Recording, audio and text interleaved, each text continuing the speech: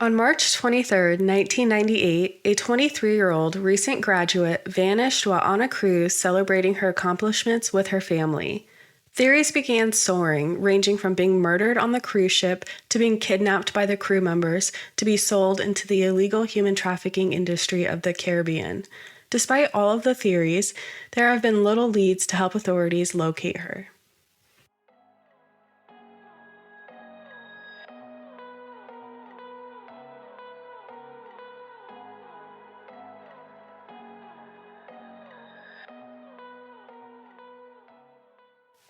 Welcome to Without a Trace. I'm your host, Lynn. Every file holds a mystery. Every story deserves to be heard. This is Amy's story.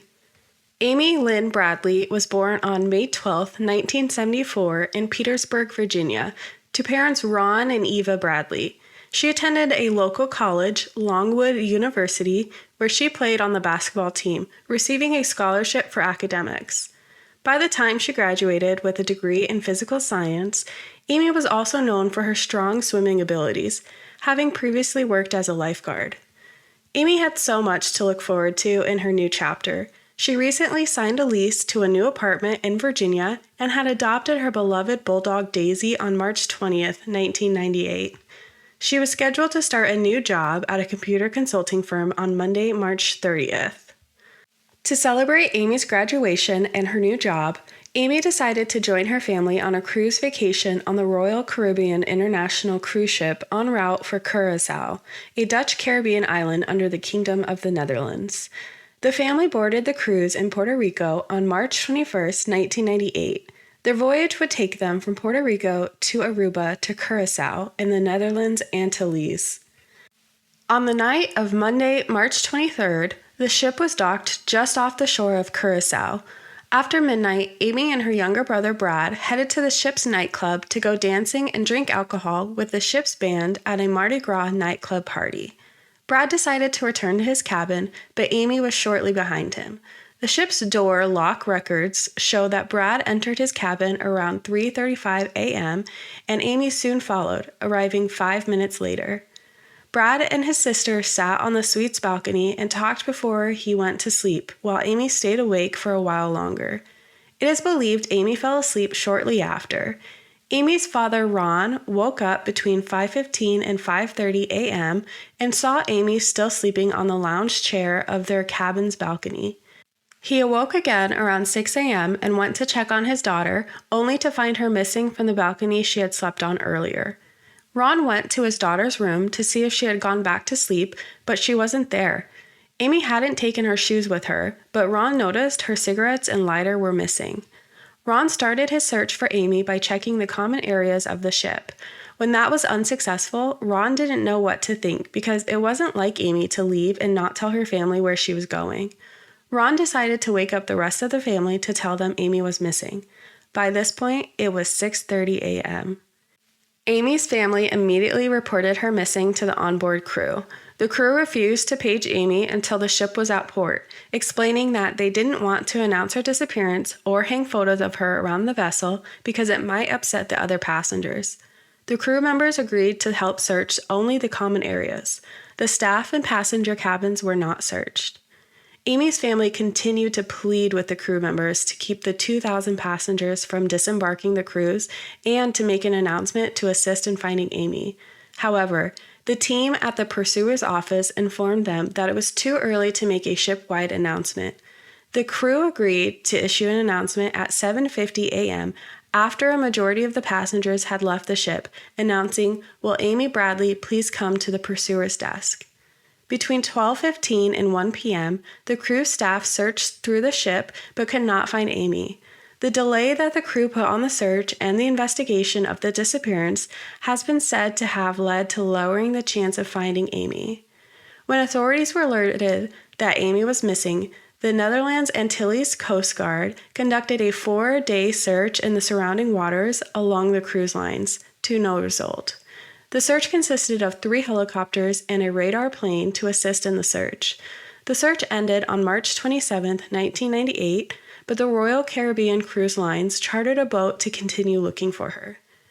Authorities began to speculate that she may have fallen overboard and drowned. However, this speculation was soon discredited as Amy was known to be a strong swimmer and her body was never found in the waters, as well as no evidence of foul play.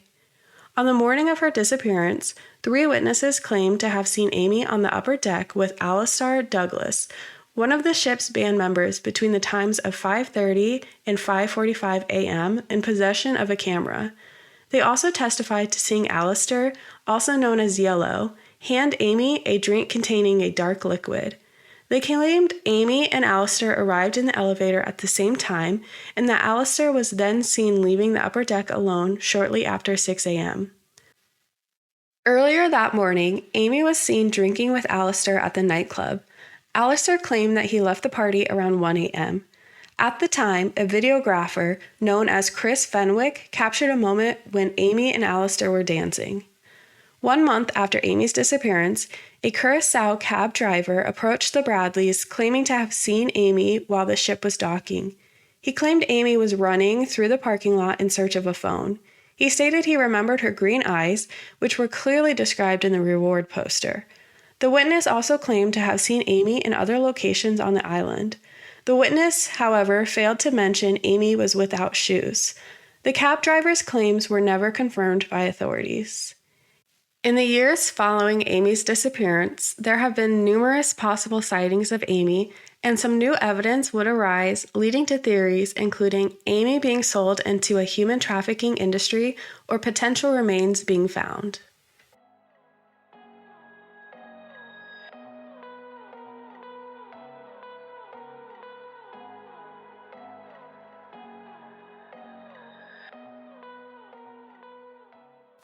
In August 1998, 2 Canadian divers reported a possible sighting of Amy on a popular Curacao diving beach known as Playa Porta Maria. David Carmichael testified for the federal grand jury and claimed that Amy was in the presence of 2 men, one reportedly fitting Alistair Douglas's description. The witness yelled out to a friend asking if he had a piece of diving gear. The woman believed to be Amy, upon hearing a man speak English, reportedly spun around and came back towards him. The witness then claimed that the man resembling Alistair came into his field of vision and motioned the woman away to a nearby cafe. David claims the woman continued to subtly communicate with him, such as looking at him.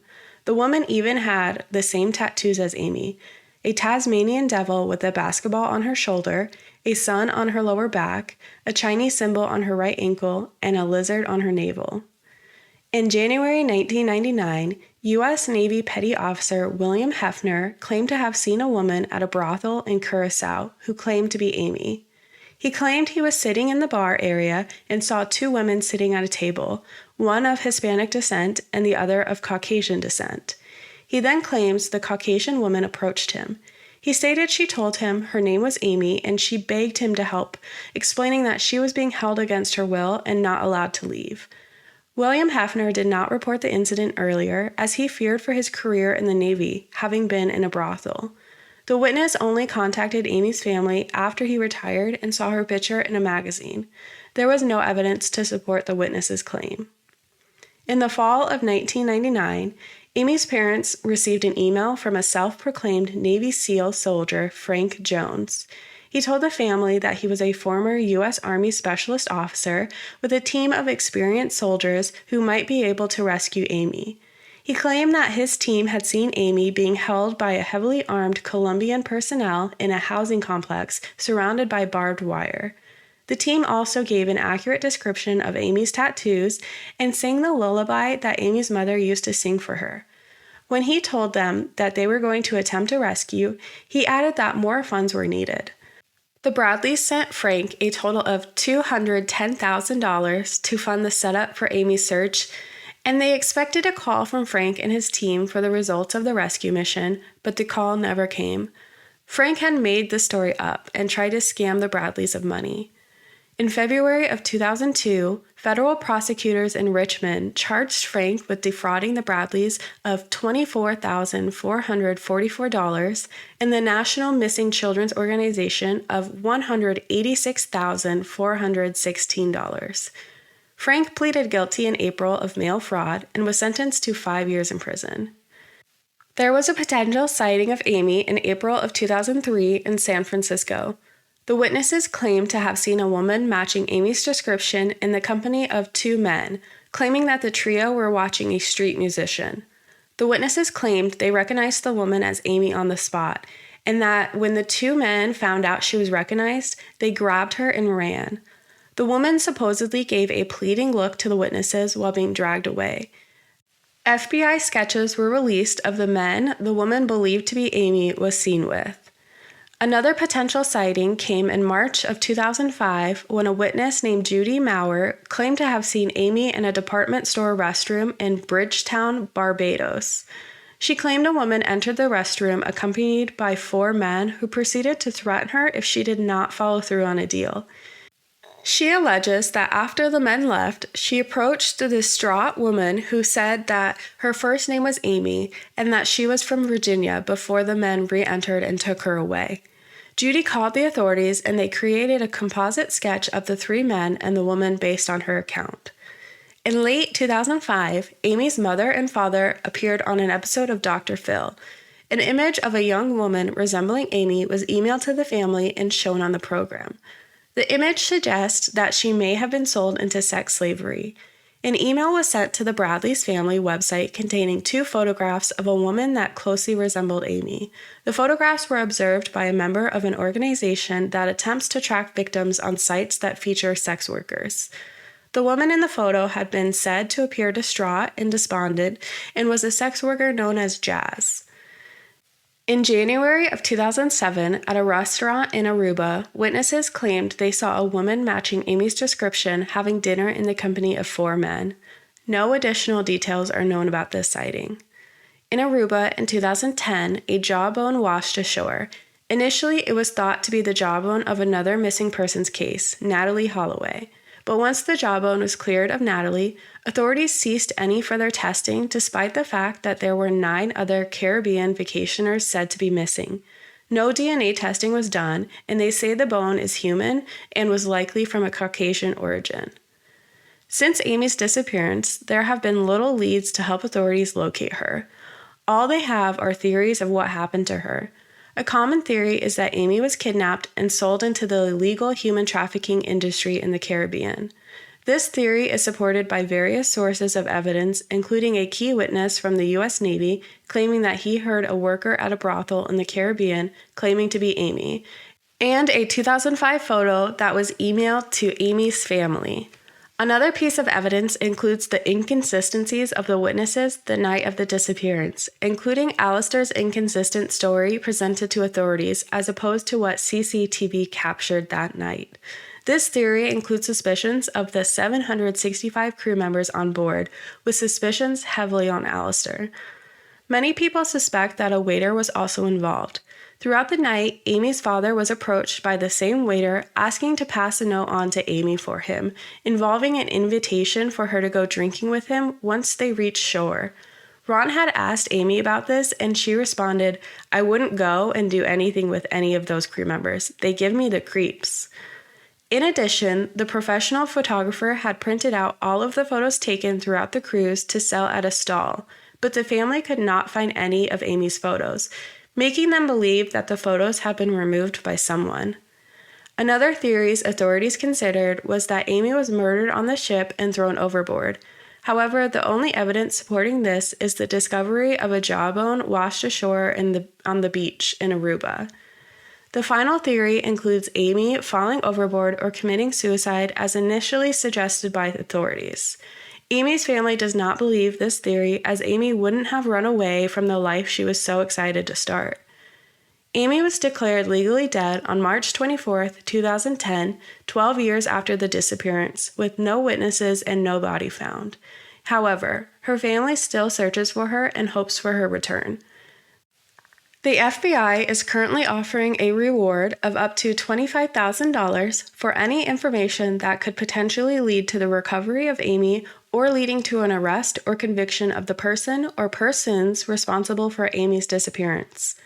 On top of this, her family is awarding $250,000 for information leading to her safe return And they also have a reward of $50,000 for information leading to her current location.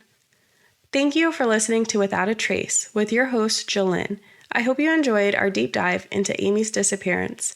If you enjoyed today's podcast, please subscribe and follow the podcast on social media. And join me next week as I dive into another case.